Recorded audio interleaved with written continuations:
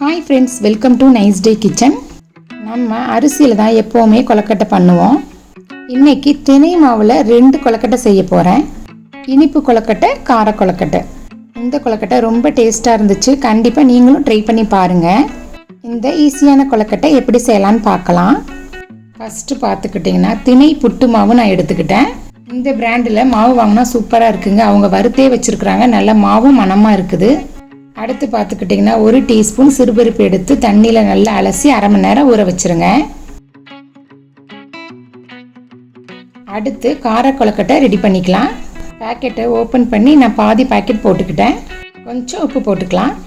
அடுத்து மாவு பிசைஞ்சிக்கலாம். சூடான தண்ணியை கொஞ்சம் கொஞ்சமாக ஊற்றி பிசையணும். மாவு பிசையும் போது சூடு கை பொறுக்கிற அளவு தான் இருக்குது. மாவு பிசைஞ்சதுக்கப்புறம் நீங்கள் இதே மாதிரி கொலக்கட்டை பிடிச்சி பார்த்தீங்கன்னா நல்லா வரணும்.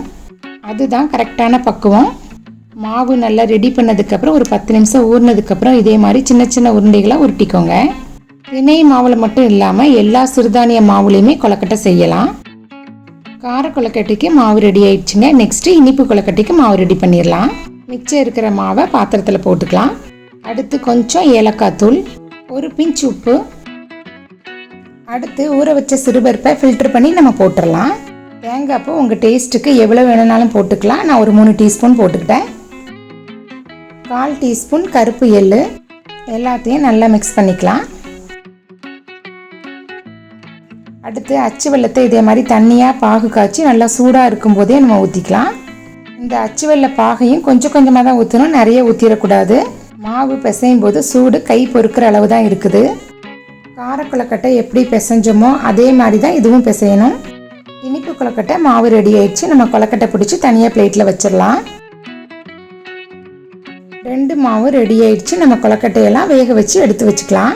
ஸ்டவ்வில் இட்லி பாத்திரத்தை வச்சுருங்க. அதுக்குள்ளே நம்ம இதெல்லாத்தையுமே ரெடி பண்ணிக்கலாம். 2 கொலக்கட்டையும் மேல் தட்டு கீழ் தட்டு 2லையுமே வச்சு நம்ம வேக வச்சு எடுத்து வச்சுக்கலாம். கொலக்கட்டையெல்லாம் வேகிறதுக்கு ரெடி ஆயிடுச்சு. தண்ணி நல்லா கொதிச்சிருச்சு. கொலக்கட்டையெல்லாம் உள்ளே வச்சிடலாம். மூடி போட்டு க்ளோஸ் பண்ணிடலாம். கரெக்டாக 15 நிமிஷம் வேகட்டும். சிறுதானிய கொலக்கட்டை வேகிறதுக்கு கொஞ்சம் லேட் ஆகும்.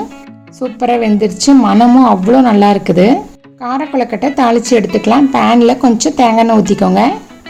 எண்ணெய் நல்லா சூடாயிடுச்சு. கடுகு, உளுந்தம்பருப்பு, கடலைப்பருப்பு போட்டுக்கலாம்.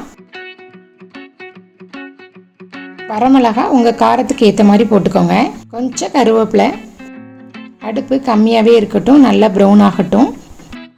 கொஞ்சம் உப்பு போட்டுக்கலாம். ஆல்ரெடி ஏற்கனவே மாவில் உப்பு போட்டுருக்குறோம். அடுத்து 2 டீஸ்பூன் தேங்காய் பூ. எல்லாத்தையும் நல்லா மிக்ஸ் பண்ணிடணும். வேக வச்ச உருண்டைகளை போட்டுடலாம். நல்லா மிக்ஸ் பண்ணி விட்டுக்கலாம். அவ்வளோதான், 2 கொலக்கட்டையும் ரெடி ஆயிடுச்சு. நீங்களும் இதே மாதிரி ட்ரை பண்ணி பாருங்கள். இந்த வீடியோ பிடிச்சிருந்தா லைக் பண்ணுங்கள், ஷேர் பண்ணுங்கள், மறக்காமல் சப்ஸ்கிரைப் பண்ணிடுங்க. தேங்க்ஸ் ஃபார் வாட்சிங்.